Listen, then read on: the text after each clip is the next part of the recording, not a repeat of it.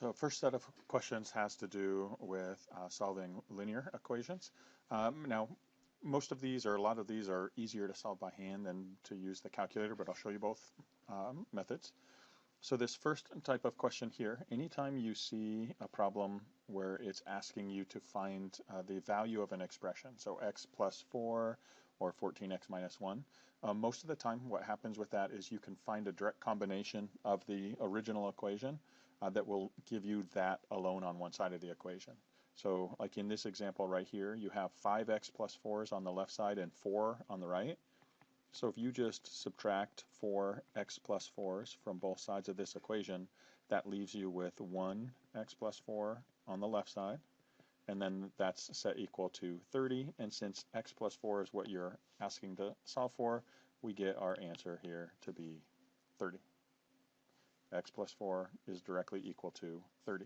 Now, if you were using the Desmos calculator to solve this, what you would do is you would set up your exact equation. So just type in the equation that you have in the original expression, or in the original problem.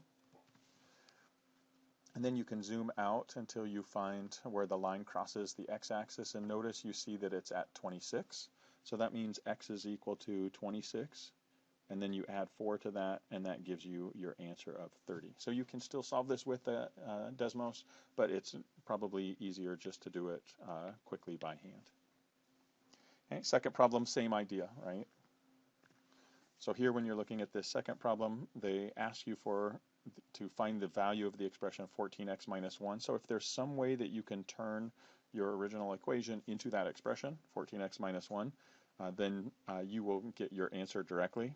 Notice if you take everything here on the left side of this equation and multiply it by 7, you'll get 14x minus 1, which is what we were looking for. So the manipulation is take the original equation, multiply both sides of the equation by 7. That gives you 14x minus, or 7 times the negative 1/7 is minus 1, and then 7 times the negative 4 is negative 28. And now you've directly solved for that expression 14x minus 1, and we see it is negative 28. Once again, if you were going to solve this on the calculator, you simply type in the exact equation that's given, and you zoom out or in to find your value. Now, the one thing with this is when you solve your answers for this, it gives you your answer as a decimal. So if I think of this as saying that x is equal to negative 1.929, just realize that this is an approximation.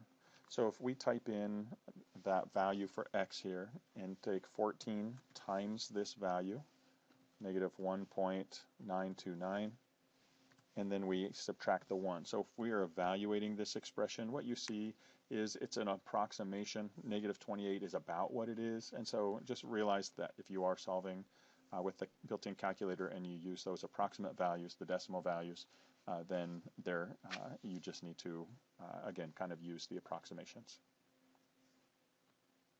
All right, continuing to work with linear equations with a single variable. Sometimes you're going to be given problems that look like this, that have extra variable to represent a constant, like here A and then down here B. Anytime you're doing something like this, once again, the way that you would solve this, and I have up here sort of the notes that go along with this, is when you have an equation that has infinitely many solutions, what's going to happen is the entire equation is going to cancel out. So all of the AX's will be the same, or all of the variables will be the same, and all of the constants will be the same. Okay? If you have one side equal to another number and it's not a true statement, if it's two inconsistent values that were set equal to each other, then you have no solution. So again, in no solution, only the x's cancel out, but the constants are different. In the infinitely many solutions, everything cancels out. You wind up getting basically both sides of the equation are the exact same expression. If we take both sides and we factor out the whole expression x plus 5 from the left side, we have a common factor of 3 we can remove, leaving an x plus 5 equals a times x plus 5, And notice, in order for us to get these to be the exact same form, we need both sides of this equation to be exactly the same in order for there to be infinitely many solutions. And so we see that A has to be 3. Now, once again, you can use the Desmos calculator for these. If you are doing that, the same idea holds true. You just type in the given equation. Now, anytime you add that constant value like A, you have to assign it a value. Okay, now, we're going to be able to change this value, and that's basically how you solve it. But if we assign it a value of 1, notice it creates this slider with settings at -10 minimum and a maximum of 10. And you can slide back and forth to get your answer for that. Okay, so once again, when we scroll through here, we see this is our solution right here where A is. So if we slide A, what we want to do is we want to find if it has infinitely many solutions. We're going to find where that graph completely disappears, right? So where the x's, if you watch that graph, you see that it disappears right there. And so if you just use your slider to find where it disappears, you can confirm that the answer is 3.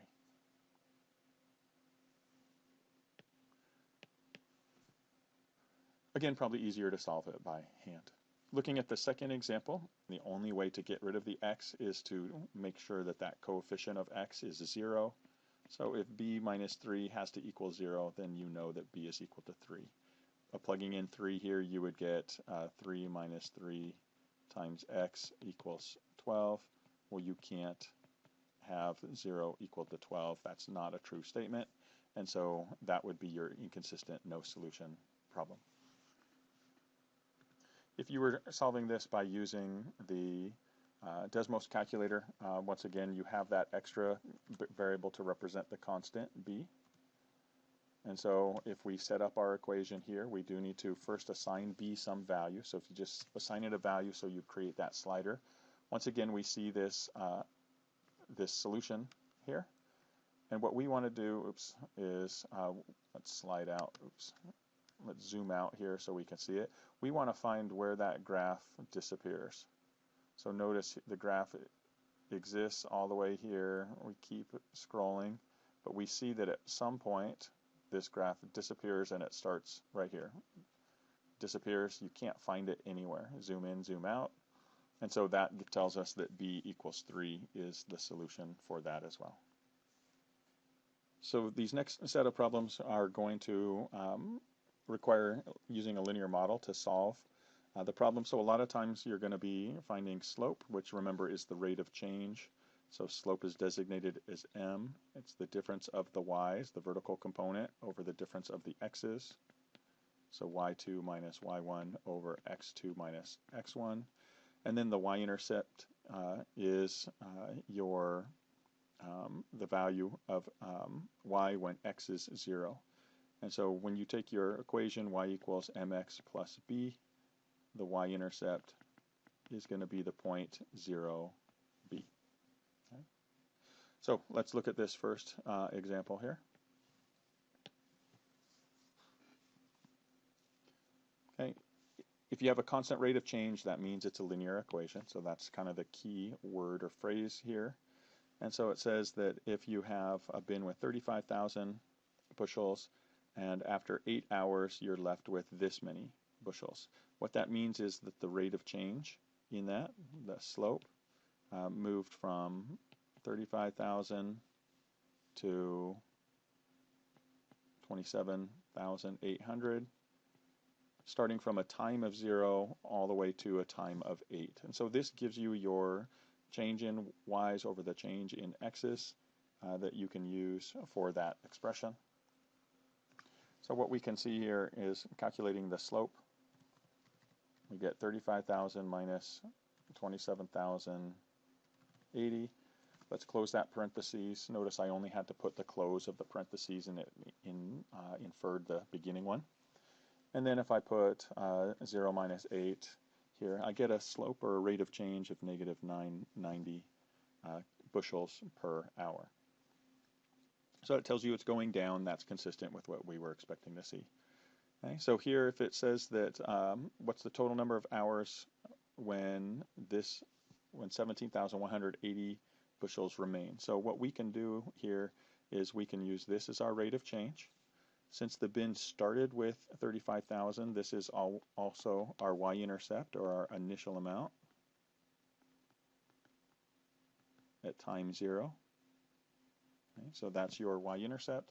And so you can create this equation here that you have the equation y equals a slope of negative 990 x plus our y-intercept of 35,000.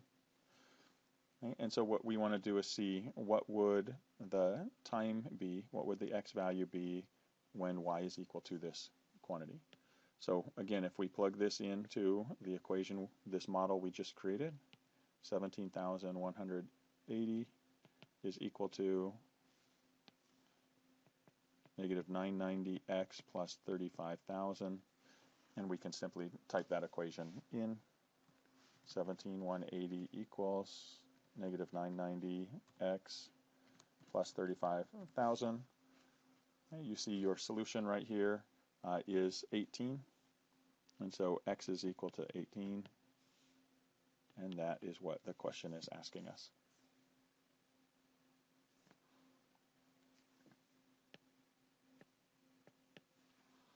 All right, the next problem says you're dealing with a rectangle that has a width of w feet and a length of 9 feet longer than that w. So if w is one measure, and then w plus an additional 9 is the other, then it asks what's the perimeter. And so on this one, you will simply need to calculate your expression. So perimeter of a rectangle is just the sum of all these parts. Opposite sides of a rectangle are equal, and so it's just a matter of combining. We have 1, 2, 3, 4 w's, and then constant-wise we have 9 plus another 9 is 18. So 4w plus 18 would be your solution, and that's one that you would just do by hand.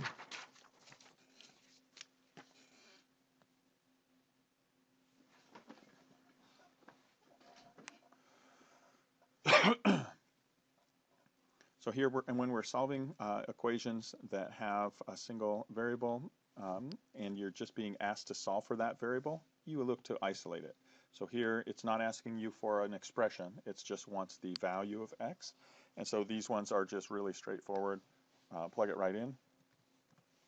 Just type the equation that you have. These ones are much easier to do using the calculator. So I'm not even going to bother doing this by hand unless you have time and you want to come back and check your solution. But notice I have to zoom out to find where that line is created, and I get 204 as my value.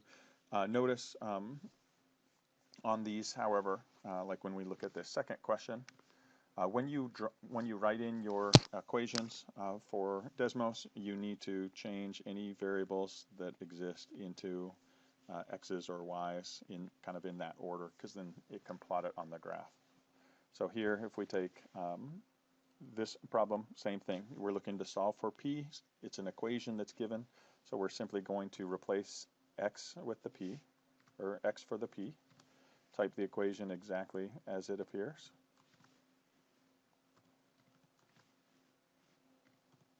So again, notice I put all my x's in. Now I'm zoomed out, so you don't really see the scaling of this, but the nice thing is the graphs on Desmos plot all the x-intercepts, y-intercepts, and any intersections and critical points for the graph.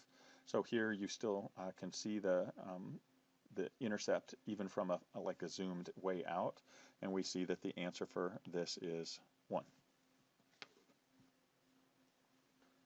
So in the problems that follow here, you are given a slightly different form of the equation, because this now has 2 variables in it. Often it'll be written in this general form, ax plus by equals c. In the modeling sense, a and b tend to refer to some rates of a specific unit per value, where the x and y are 2 different, or represent 2 different things. And then c is generally interpreted as the total value. So like in this first question, you see the equation. 3 times x plus 32 times y. You see 3 and 32 show up as the number of hectares, 3 for the park and 32 for each residential area. And then 3667 is the total number of trees. So when you're being asked to interpret exactly what y is, well, 3 times x, this is for 3 acres times, or 3 hectares times whatever x number of trees per hectare. 32 hectares times whatever the number of trees there are in the residential areas, and that gives you your total. So when you're looking to infer what is the x and the y represent the average number of trees per hectare, right? So for if it's a 3 hectare park times the average number of trees per hectare, y is the 32 hectare residential area times, and then y represents the average number of trees per hectare in that residential area. So this one is just a representation of what the units x and y stand for. The total number of the trees in the park, that's the 3667. The total number of trees in the residential area is the whole 32 times y. That whole expression would be the number of trees in the total in the residential area, and then the average number of trees in the park per hectare is the x value. So this is the one that we're looking for. What is the interpretation of y? In the second example here again, we see that we're dealing with this 2 variables where the g and the r are going to represent the specific units.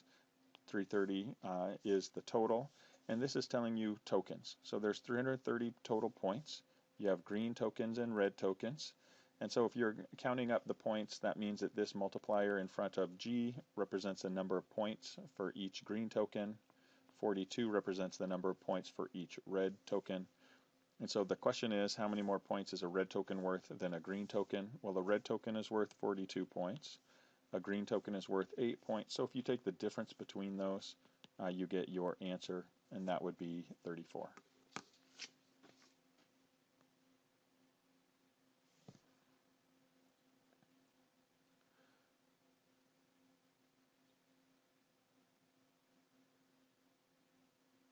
Right, one of the things that you may be asked to find with regard to the graphs of linear equations is the x and y intercepts. Again, the x-intercept is where the graph crosses the x-axis, and it has a y-coordinate of 0, and then whatever the x values are.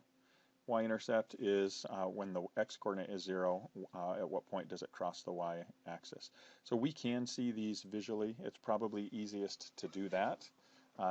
So I'm going to just go through that process. If we type the equation that's given, it will graph our equation for us. And again, we can zoom in here to find it a little more clearly, but these points, the Desmos calculator will plot the x and the y intercepts. And so what we see right here is that A is the x-intercept, and the x-intercept is where it crosses the x-axis, so negative 4.625. And the b is the y-intercept. We see that's right here, which is this y value of negative 18.5. And so once again, like these are exact decimals, but when you're working with decimals, assume their approximation. So if we take b over a, b was negative 18.5, a was negative 4.625, and so if we just calculate that here, we get negative 18.5, divide that by negative 4.625, and that's going to give us our answer, which is 4. So we know that our value is 4. When we look at these, we have negative 1/4, negative 4, positive 1/4, positive 4. It's not given in the same form. It's in the fraction form that hasn't been reduced. For this problem here, again, we're being asked to find the x-coordinate, or sorry, the x-coordinate of the x-intercept when this whole graph is shifted down 10 units.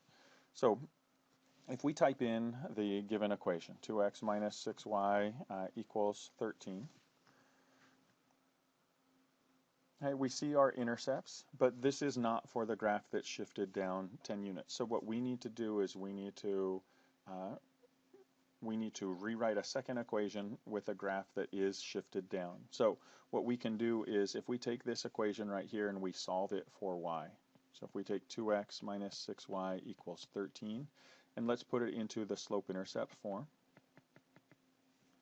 And so here, if we isolate our y, we'll subtract 2x from both sides, and then divide every term by a negative 6. So here we get a 1/3 x minus 13 over 6. Okay, what we can now do from this is, like, that's going to be the same graph. So if I take this graph right here, 1/3 x minus 13 over 6, I see it's the exact same graph, right? They are overlapping each other. Okay, what I can then do with this is, if I shift this down, in this form right here, I can subtract a 10, and that gives me the shift down from this. And so if I do that, now my green graph is showing the shifted or translated graph. And if I want to find the x-axis or the x-intercept, I can scroll over. If I select my green graph and click on my x-intercept, I see 36.5, and that would be the x-coordinate of that x-intercept.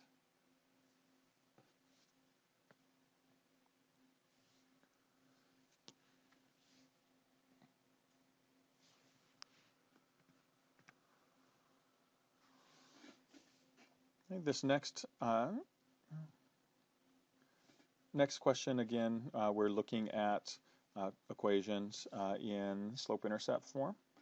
Okay, and here, when we scan our answer choices, we are looking for the equation of a line, and it's going to pass through these 2 points. Well, here we see this is our y-intercept. So first of all, we can eliminate those two, and no, it has to be one of the two bottom choices. So the only other thing that you would really need to do is just test the points, see which of the values here, when you plug in 1 for the x, you get a y of -7. So if we do that for this first one, if we evaluate y of 1, we get -1 over 11 times 1 plus 4. Does that equal -7? It does not. So that one's eliminated. If we try the next one, we get -11 times 1 plus 4. Does that equal -7? Yes, it does. And so that would be your solution.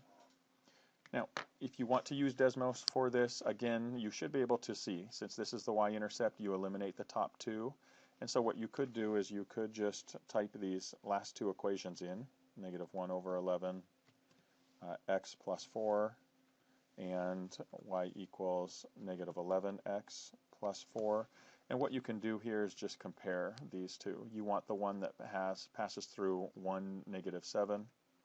And so as you start sliding this, here you see, here's the 1, -7 right there. It's on the black graph, which represents this last equation.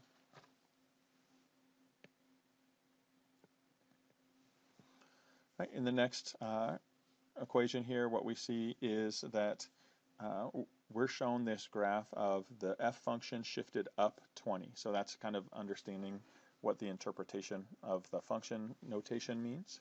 So if we're being asked to find what is our original graph when it gets shifted up, the y-intercept is a +4.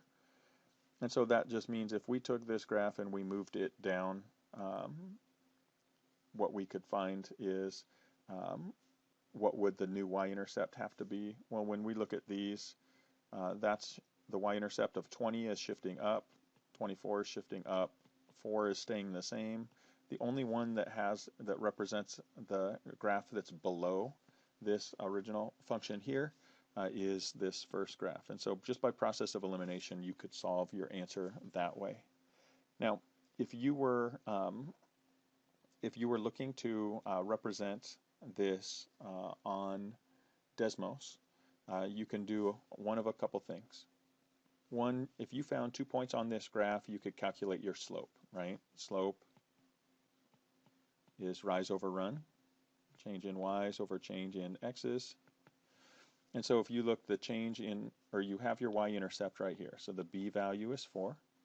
And you can find your m by saying the rise is down 1 over a run of positive 6. And so you can also see that negative 1/6 has to be your slope because it's the slope of every single one of these problems. So when you look at this given equation, you can plot it on Desmos using y equals the slope of negative 1/6 x plus the y-intercept of 4. So y equals negative 1/6 x plus 4. So there is the graph that we're looking at here. And so if this represents the graph shifted up 20, what you can do is if you subtract 20 from this, or actually let's take this same graph right here, duplicate it. If you take this same graph and subtract 20, that gives you your new equation down here, and you can see it has the y-intercept of negative 16. The slope is going to stay the same right as it shifts up, and so that confirms that you got the right answer by hand. If you're looking to find slopes on the questions from the SAT, the slope equation is, again, the change in the y's over the change in the corresponding x's, which is y1 minus y2 over x1 minus x2 when it fits into this pattern here of a linear equation, y equals mx plus b.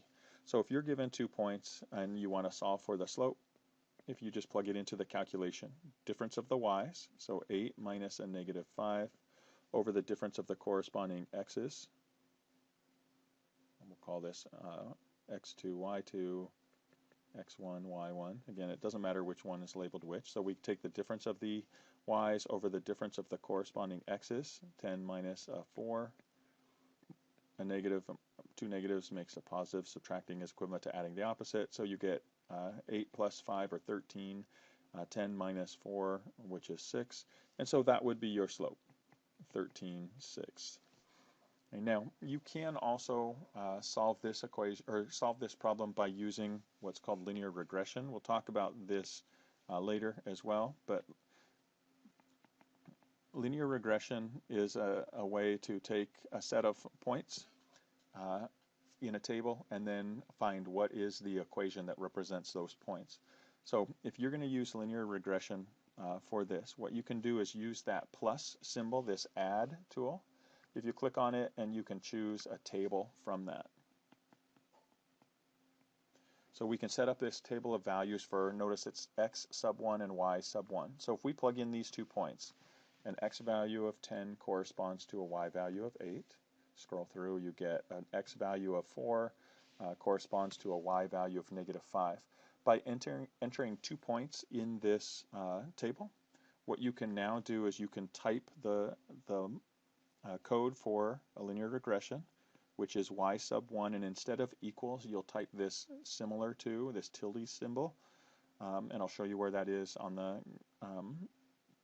keyboard in just a moment, but type this tilde symbol, and then you use this equation. M x1, again we need to use x1 and y1 because that's what we're calling them in our table, plus b, and if you type this in, it will give you the values for m and b in that linear regression. So here if I type y1, and then the symbol, if you look here, you need to go into the alphabet keys, and it's this symbol right here, so similar to, and then you just type m times x1 plus b, and notice it gives you this information for these values. So your slope is 2.16 repeating, your b, your y-intercept right here is that negative 13.6 repeating. Okay? And so this question is asking you for the slope, which is your m value. Now it gives you the decimal form, so you could enter your answer as 2.1667, okay? And the SAT will accept that as a correct answer. If you want the fraction form though, if you just go into a new line and type the variable m, and you see m is equivalent to this expression, well, this little fraction format key here, if you click this fraction format, it shows you the rational form of this, which is 13/6, and you can enter your answer as a fraction as well. And so that's linear regression. Again, we'll come back to that in some other problems also.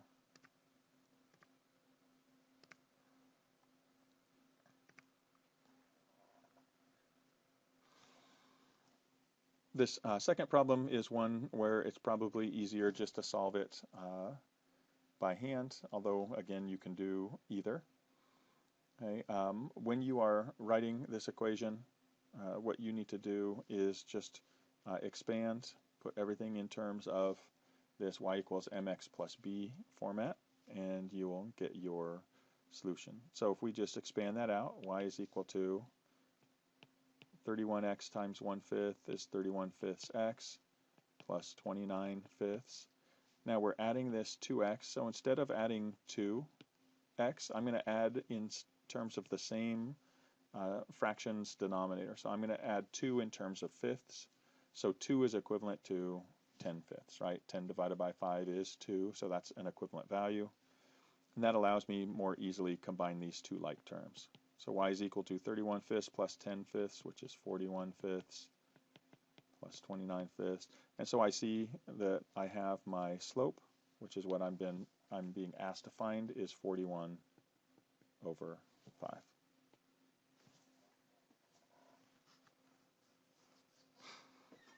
Now, if you want to use Desmos to find this, what you're going to need to do is you're going to need to set up a table of values given the function that exists. And so because you're going to have to set up values that you can't really see on the graph, what you would need to do for this is to call it a function. So we'll call it f of x, and then just type the equation that's given, right? So 1/5 times the quantity 31x plus 29, all plus 2x. So notice we have our equation here. We see our y-intercepts. Since these y-intercepts are decimals, this one's an exact one, but this one's not, so we can't just plot those points. So what we need to do is we need to set up a table that has two values from this.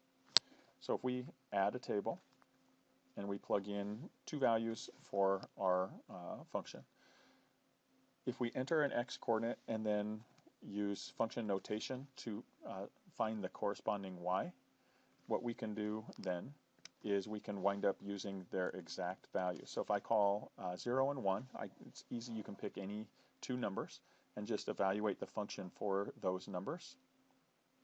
What you can now do is use your regression, linear regression. If I call y1 is similar to mx1 plus b, it'll give me the values that I'm looking for.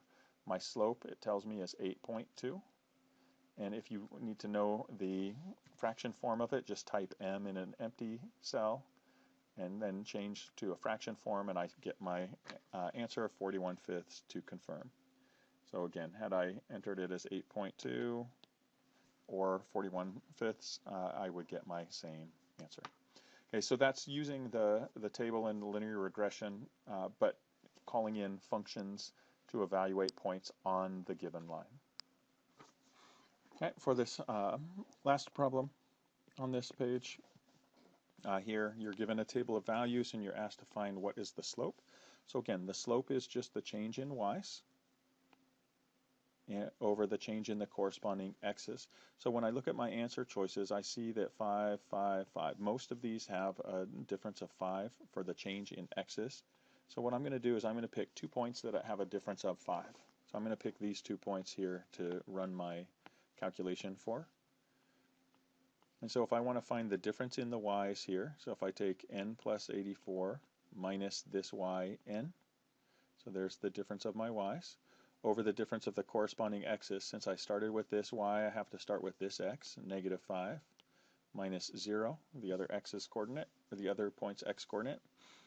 And when I see this, the n minus n cancels. I get 84 over a -5. And so -84/5 would be my solution. So if I'm solving this by hand, that's what I would get. Now, if I'm going to solve this or confirm it with Desmos, or if I wanted to use Desmos for this, I could create a table of these values. And again, you only need 2 of them. You can create a linear equation with any 2 points. It doesn't matter which 2. So I'm going to use a different 2. I'm going to use the -10 and the n plus 168 for my first point, and then -5, and n plus 84. However, I mean, I would have probably used the 0 and n instead, but it doesn't really matter. But because I entered or used a different variable, I do have to give that a value and a slider, and I'll need to possibly change that to see how it affects the solutions. But once I do that, I can go ahead and enter my linear regression, so y1. Notice that you only have to type y and then the number 1. You don't even have to enter the subscript. It does that for you. Again, the similar to symbol is located down here in the keyboard. And then m x1 plus b. Make sure you use x1 and y1. And what you see here is your slope is -16/8. I want to see what the rational form of my slope is, so I'm going to type m, hit the fraction button. So I see my slope is -84/5. Well, that's one of my answer choices, so I probably good here. But let's just test it and see. If I change my value of m here, or the n value, does my m change at all? And I can see in my regression equation that it always stays this -84/5. So that just again allows me to confirm my answer.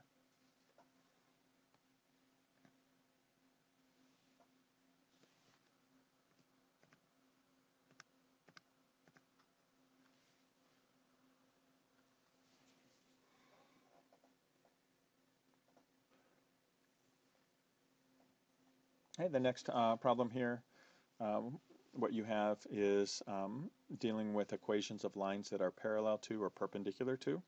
So keep in mind the rule that if you have the slope of a line as a over b, parallel lines are going to have equal slopes, so the slope of a parallel line will also be a over b. But if you have a perpendicular line, then you're going to take the negative reciprocal of those slopes. So you're going to flip the fraction b over a and change the sign to a negative. Okay, so in this first one, what it shows is that you have a line that passes through this given point. So that means, again, this is a y-intercept, right? A y-intercept is the y value when x is 0. And it's parallel to this equation. Well, the slope of this equation is 8. So what we know is that this new line is going to have the equation y equals m, the slope of 8, times x plus our b value, our y-intercept of 0. So by hand, the easiest thing on this question is just to write your equation of that new line right here, and then evaluate this point.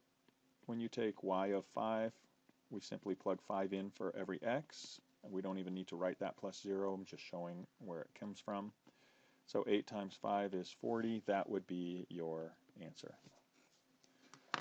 Now, if you are going to do this using the Desmos to help confirm, if we take the equation of the given line, y equals 8x plus 3, okay, we see where this graph is indicating or is shown. And just like what we said from before, we know that our y-intercept is 0. We know that our slope is 8.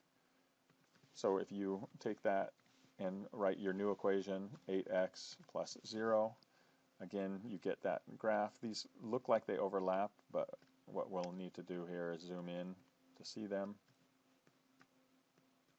So here's the line that I'm looking for.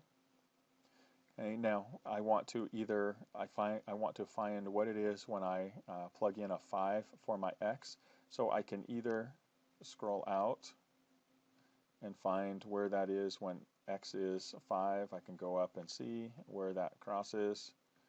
And so here, when I plug in the 5 or scroll up to find the 5, so I see right there that the corresponding value is 40. I can also change this into a function notation. So if I called this f of x instead, I can simply evaluate f of 5 and I get my answer directly so that I don't have to scroll through and find it. So that would be, again, probably the easier way to evaluate that.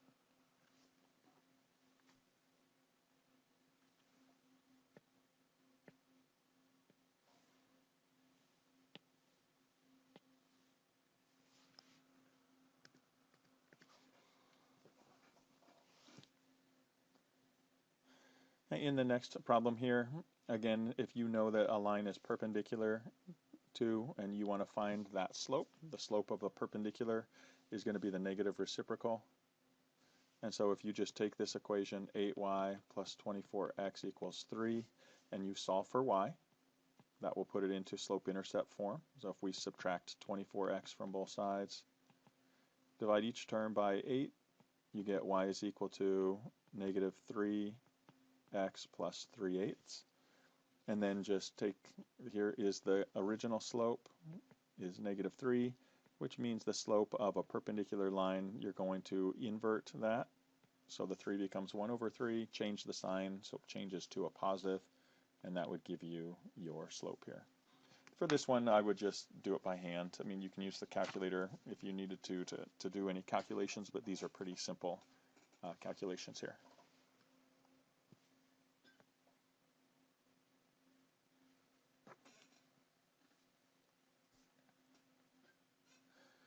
All right, function notation. We talked about functions a little bit earlier, but using function notation instead of y equals can be an effective tool if you need to evaluate.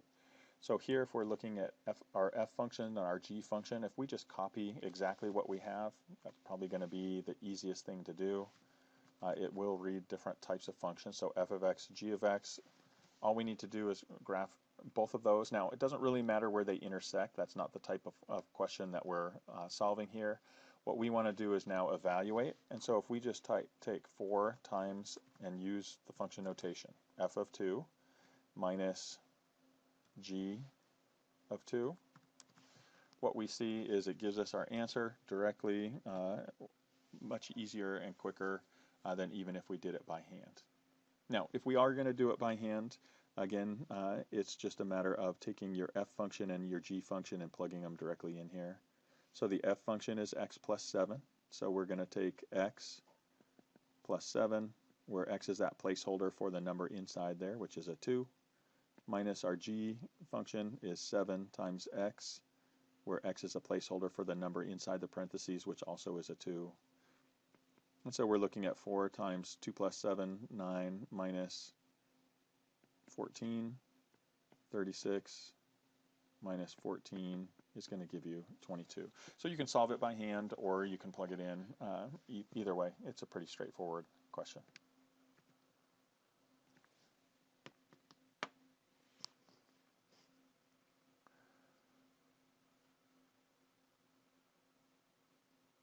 If you're going to solve this by hand, keeping in mind that function notation gives you a set of points that are accurate for a function. This means that an input of 14 leads to an output of 29. So the x-coordinate of 14 corresponds to a y-coordinate of 29. And so what you could do is you could plug that into our original equation to actually find m first. So if we did that, 29 is our y value. The output of 29 is equal to some unknown m times an input of 14 plus that 204. And so if you're solving this equation, which we can do on our calculation or our calculator here, right? But I do need to turn my variable into an x. Okay, and I also need to zoom out. I can either scroll out or zoom out, and I see that my answer is negative 12.5. So my slope is negative 12.5. And so if I then plug that back into my function, j of x is equal to negative 12.5 times x plus 204, I can now evaluate my function, j of 8. And so once again, to me, I'll put j of x is equal to, I'll use function notation, 12.5x plus 204, and then I'm just going to evaluate j of 8, makes it nice and easy, gives me my solution of 104.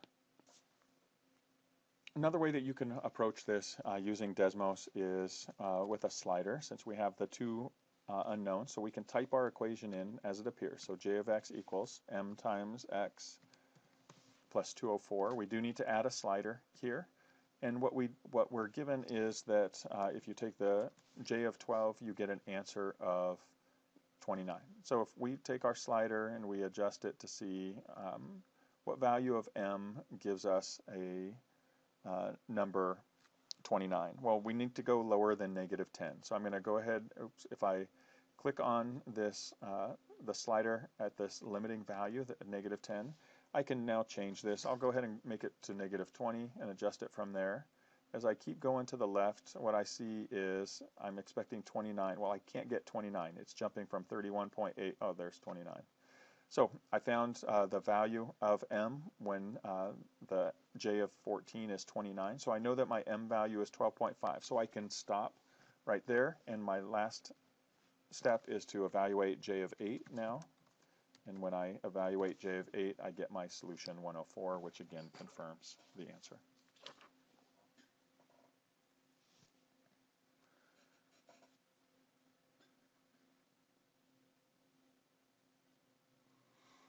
The next question is a bit more of a challenging question because it requires you to interpret everything correctly, and it is going to be, it would be one of the more difficult questions that you might come across. Not because of how hard it is, but just because it can be confusing to understand what the question is telling you. So this one here says that it's a story problem that says the repair specialist charges $320 for the first 2 hours. So when you're looking at this fee, y is going to equal 320, but that's your set fee that includes the first 2 hours. Okay, and then it's plus an hourly fee for each one after that. So the rate of change that happens after this, also when you are calculating it, is going to happen, that rate of change, whatever it happens to be, which is our slope, we don't know what that is, but that's going to happen for every hour after 2. So it's not just times x, it's x minus the first 2, because the first 2 hours include that original set fee. So by understanding this relationship right here, this is the kind of the key to understanding that. This isn't just 320 plus mx, it's 320 plus m times the quantity x minus 2. So what you can now do is go in and evaluate what you have. So if you know that your the total cost of repair is going to be $470, and your hours of repair are 5. So if you take 320 plus our unknown slope, and then x is 5. So what we can now do here is go back in and find what our slope is. So if I subtract 320 from both sides, I get 150 is equal to 5 minus 2, which is 3m. And when I divide by 3, I get my m value to be 50. So right now when I look at these, I can eliminate my last two choices, and I can plug this back into my original equation. So kind of notice how you can see that this is this would be a common choice that students would select, because you have your slope of 50 and you have your initial charge of 320. But remember, that 50 isn't per x. That 50 is times x minus 2. So what we have to do is we have to go back into this equation, and we write it with 320 plus, we know now what our m value is, 50. But we need to evaluate this times x minus 2, and we need to simplify what we have here. So the key to solving this problem would be to complete this. Distribute the 50, combine your terms. 320 minus 100 is 220 plus 50x. And so what you see now is that that is actually the correct answer, although the top one would be the most commonly missed answer. Okay, the next couple questions have to do with, again, linear functions here, but this time it's dealing with interpreting the graphs or models for them. So remember, when you're dealing with y equals mx plus b, the slope, m, is the rate of change or units per input. The b is your y-intercept. It's the initial amount or some constant value in the equation. So here, when you're looking at this equation right here, where you're talking about volume of liquid, it starts with an initial amount of 400, and then it loses 10 of whatever the units are per time t. Okay, and so the time is in seconds, and so this is asking you to interpret what's the predicted volume draining from the container each second? So it wants the rate of change. So looking at this, the rate of change is it's losing 10 per second, and so it's just a matter of identifying that as your solution. The second problem here, again, it's asking you to take a look at the equation that's provided, and it wants you to interpret the y-intercept of this graph. So the y-intercept, remember, is the initial amount. So it's going to be the, if you charge a one-time fee plus per hour charge, the one-time fee is that y-intercept. Okay? The hourly rate would be the slope. The total amount the electrician charges would be the whole mx plus b, and the maximum amount that the electrician would charge, again, it doesn't have that because this graph continues to move upward, so it all depends on the number of hours. So the answer would be this third choice. So looking at this first question, it's probably easiest if you understand what function notation represents to do this by hand. Again, when you're looking at these, we're still looking at that slope-intercept form, y equals mx plus b, even in function notation. So the fact that this point right here is telling you that when the input of x of 0 gives you an output, a y of 10, that is the y-intercept. And so that alone is enough to answer this question, because you see the only graph that has a y-intercept of 10 is this third option. So if you can see that, then this would be the easiest thing to find first. Now, if you aren't sure about that and you wanted to use Desmos to solve this, what you could do is you could take these 2 points that are given, so 0, 10, and then here the point 1, 14. You can test, plug each of these points into each answer choice and test them to see which ones work. You could plot each of these graphs in the Desmos calculator, and you can compare again to the points. Or if you wanted to actually find what specifically is the equation if you're given these 2 points, you could use the regression equation or the linear regression of the Desmos calculator. So what we could do is we could create a table of those 2 points, so 0, 10, and 1, 14.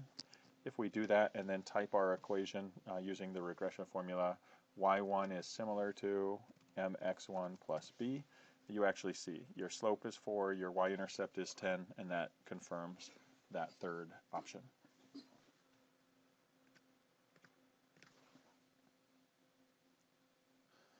The second problem here, you're just asking to find the slope if you're given this equation.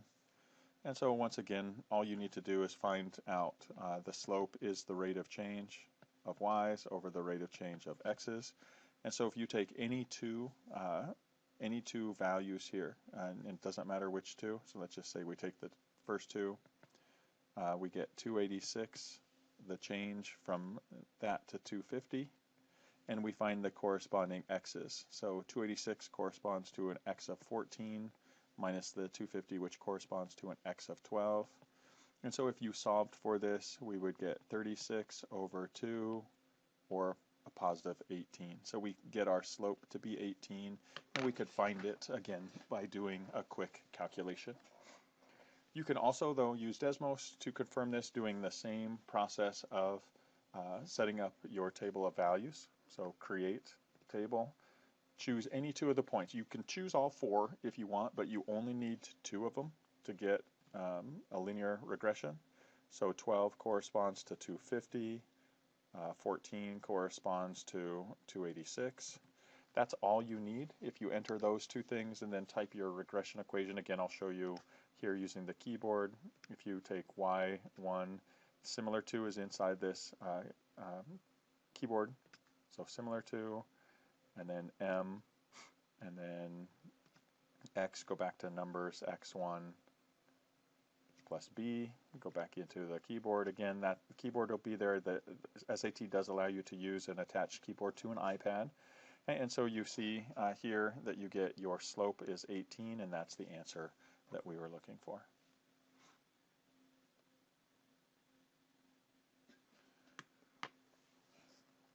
All right. Systems of equations, a lot like the very first set of questions that we looked at. If you have a system of equations and the question is asking you to find something other than just x or y, so if it's some expression that it's asking you to find, then usually what you can do is you can look to directly combine your equations to form that expression. So here, if I want to find x plus y, notice what happens if I just straight down add these two equations.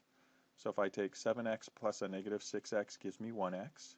There is no y's here, so I get plus y. If I take 63 plus a negative 49, those combine to be 14.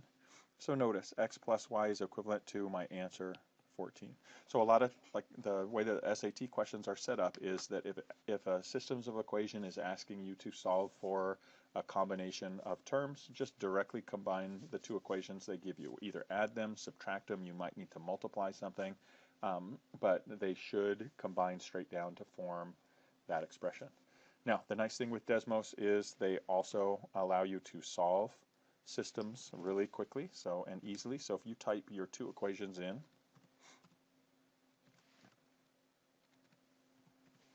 and then they give you the x-intercepts and y-intercepts for both graphs, and then they give you the intersection. So we see our intersection is the point 9, 5, and so you know your x value is 9 plus your y value is 5, and that confirms that 14 is your answer.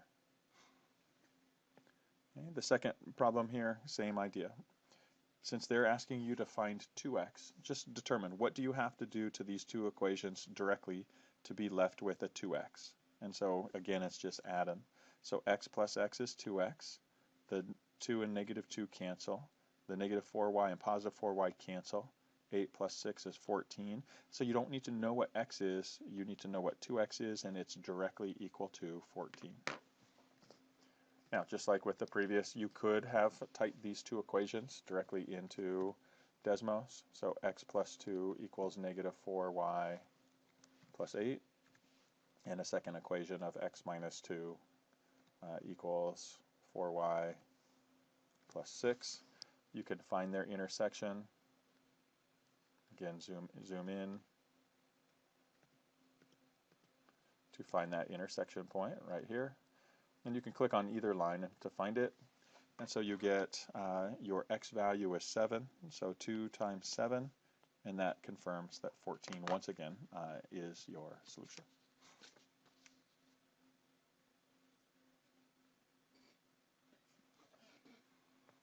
And when you're dealing with a system of equations, there's three possibilities for the system. If the two lines intersect, then you're going to have one solution. So a lot of times most systems are set like this, where one variable doesn't cancel out. You get x is equal to something or y is equal to something. Now, there's also a scenario where everything cancels out. If both sides of the equations are the exact same thing, then it's two ways to write the same line, and so there's an infinitely many solutions to that system. The lines just superimposed on each other. And that one will generally be, you get the left side and right side of your equation are identical when you're trying to cancel everything out, or everything cancels out to 0. So you would get 0 equals 0 for that. And the last solution would be if you get something that's inconsistent. So if you cancel all the variables and you're left with a constant 5 is equal to 0, well, that can't work. That's not a true statement. And so that would represent no solutions. So when you are looking at problems where it tells you there is no solution, okay, what this would mean is, again, you're going to all of the variables are going to cancel out, and they're going to be set equal to constants that are different from each other. And so what you could do in a problem like this is if you were to, the no solution also means, let me go back to those. The no solution also means that the lines are parallel. The infinitely many solutions means these are the same line. And then one solution means that the lines intersect. Okay, so we're looking at this problem here where there's no solution. What we know is that these are two parallel lines. So parallel lines, if we write each of these equations in their slope-intercept form, y equals mx plus b, we can compare their slopes and make sure that they are the same. So if I solve this first equation for y, I'll leave the y's on the left side. So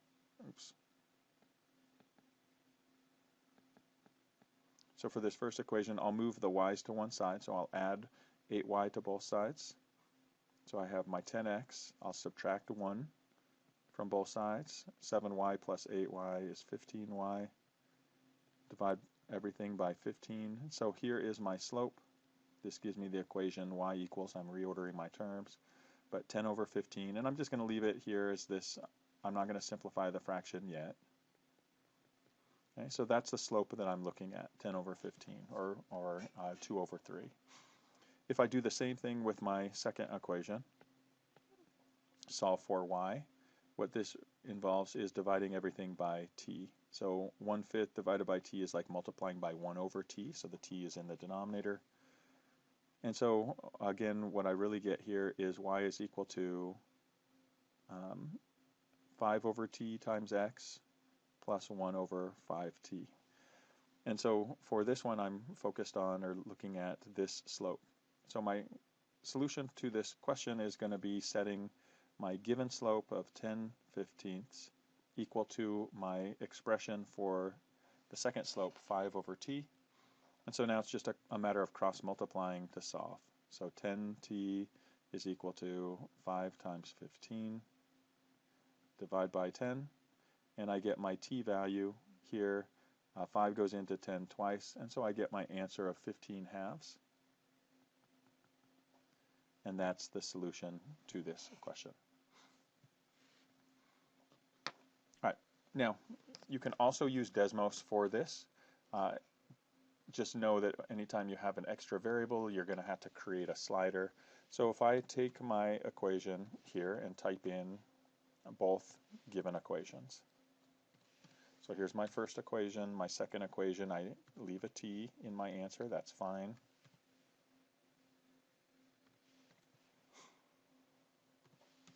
All right, and I add this slider, and if it doesn't give you the prompt for the slider, just on the next line, just type t equals 1. Now, what I need to happen for these two graphs to have no solution is I need them to be parallel to each other. So if I take my slider, I can see where it has to move in order to get close to parallel. So notice here I'm gonna keep going, and I'm gonna zoom in a little bit closer to see like when these become parallel lines. So I can see right here they are parallel. There is no intersection for these, as you can't really see them as you zoom out, but you can scroll through. Okay, and so by trial and error, just by using that slider, I get my answer 7.5, and that is the same thing, right? 15 halves is 7.5, so I can use the slider for that. The next one, the next question here is one where you are just specifically being asked to solve, or in this next one you're looking at infinitely many solutions, so that means that you're dealing with the same line. Okay, so once again, if you're dealing with the same line, everything cancels out. If you're solving this by hand, basically look to see what would you have to multiply this top equation by so that the x variable or the x coefficients are exactly the same. 4 times what gives you a 20? So 5. So if we multiply everything in this top equation by 5, we get 20x plus 15y equals 7 times 5, or 35. And so you directly see that a must equal 35. So that's the way to do it by hand. Again, pretty easily. But if you do want to use Desmos to confirm this or to solve it, if you type your two equations directly in,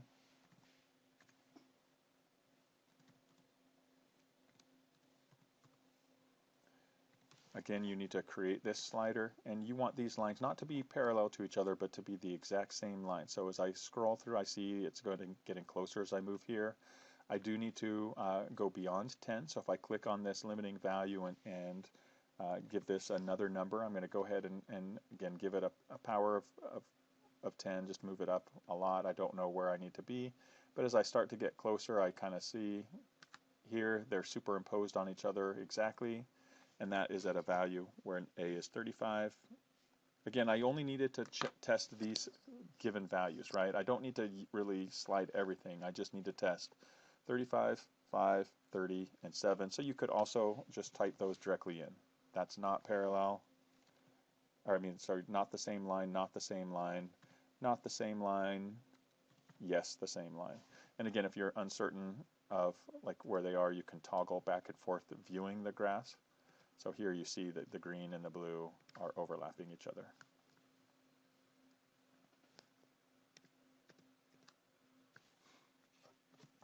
And the last one here is a story problem, and so it does require you to interpret the given information into a system. So it says a group of 232 people went on an overnight camping trip, and they had a total of 90 tents. Okay, so some of the tents held 2 people and some held 3. So if we call the 2 people tents our X's and the 3 people tents are Y's, we know a couple things about this. First, there's 90 total tents. So X plus Y is equal to 90, so we create our system. And then we also know that total number of people of 232 are represented by 2 people per X tent plus 3 people per Y tent. And so these would be our 2 equations. And if we set these up in our Desmos calculator and look for the intersection,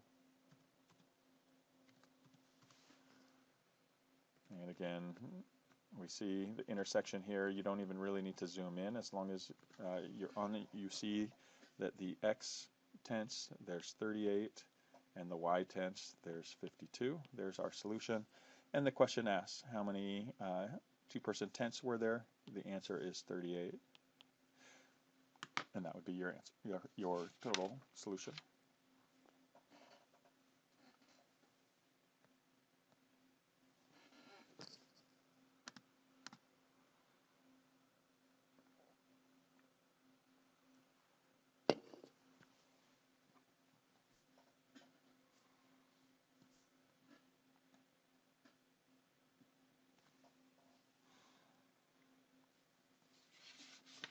The last content area of Algebra 1 topics that are very likely covered on the SAT are going to be linear inequalities with either 1 or 2 variables. And so for these, a lot of them are going to be models that you'll need to interpret. And so just make sure that you are looking how to correctly interpret those and compare them. So in this first example here, it says an elephant weighs 180 pounds at birth, so that's its starting weight. Okay, and then it gains more than 3 but less than 4 pounds per day. So it's somewhere between 3 to 4 pounds per day during its first year, which is 365 of those days. Okay, and so which of the following inequalities represents all possible weights? Well, the lowest value is going to be 180 plus 3 pounds per day. And then the upper value would be the 180, and if the most it could go is 4 pounds per day. And so these are going to be your 2 answers, and so if I just type those calculations in, I get 1275 as the lowest possible value, and the highest possible value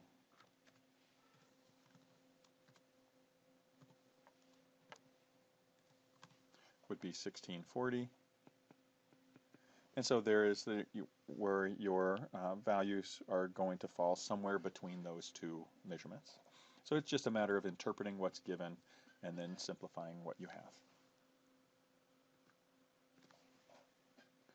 Okay, if we look at the next question here, again, when you look at this question is saying that a parking space is between 8 and 9 feet in width. And it says the restaurant owner has a curb that is a total of 144 feet, and you want to find out what's all possible values of the number of parking spaces. Well, the most spaces you could possibly get are going to be if you divided each of these, or if you put each of these at the smallest possible value. So 144 over 8 is going to give you the highest number that you could possibly get. And the lowest number of parking spaces are going to be the biggest spaces you could possibly make, which would be 9 feet. And so these are the two sort of limiting values that you're looking at. So 144 over 9 means that there's a minimum or a maximum, or if you make it the largest possible spaces, you can only fit 16 parking spaces. And if you make it a total of the smallest possible parking space, you could fit 18. So anywhere between 16 and 18 would be your solution, and so option 2 would work.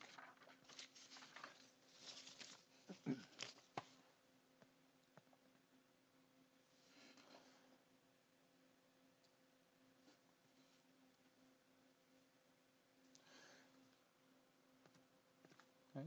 The next question has to do with, again, interpreting a model into an inequality and then solving the result. So it says a number x is at most, means that it has to be less than or equal to 37 less than. That means I'm subtracting 37 from some quantity, 3 times the value of y. So here is the inequality that I'm representing. And so if it says what's the greatest possible value of x when y is 11, I'm going to plug in 11 for that y and solve it. So 3 times 11 is 33. And so what I get is x is less than or equal to -4. And so what that means is -4 is the largest possible value it can be. Okay? On the grid-ins for the new SAT, you can have negative numbers.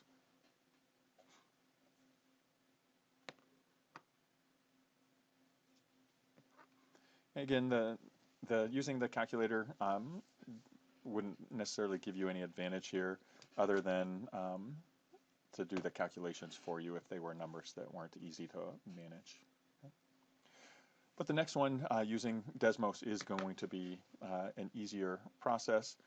If you're going to do this by hand, what you would do is you would test each of these answer choices in both of the inequalities and find which one works for both. Okay, and so that's the way that you would test this. If you plugged each point in for each inequality and tested it. That's relatively time consuming, so let's look at what Desmos would do. If we took, notice I typed less than and then I followed it by an equal to, and it gives me the less than or equal to symbol. I can also find that here in my keyboard. But so y is less than or equal to x plus 7. Notice it does sketch that graph for you. And then do the same thing with the second. Y is greater than, then equal to, combines them into that one inequality, -4x plus 2. And you want to find which of these is a point. Well, what you can do is you can just start typing these points in and label them. And you can see, notice the solution set is going to be in the shaded region for both of those graphs. And so this point that I just typed is in those. So that's not the, so that would be your answer. Now, I'm going to go ahead and plot the remaining ones just to confirm, but I happen to catch the first one correctly. So -16, 0, notice that falls outside of both, and I'll label it. 0, 16, again, label that. That falls here in one but outside the other, right? So it's right here. It's in the blue graph but not in the red. And then the final point, 0, -16, that one falls in the red but not in the blue. And so again, the only one that falls in both is that green one, which is the first answer choice.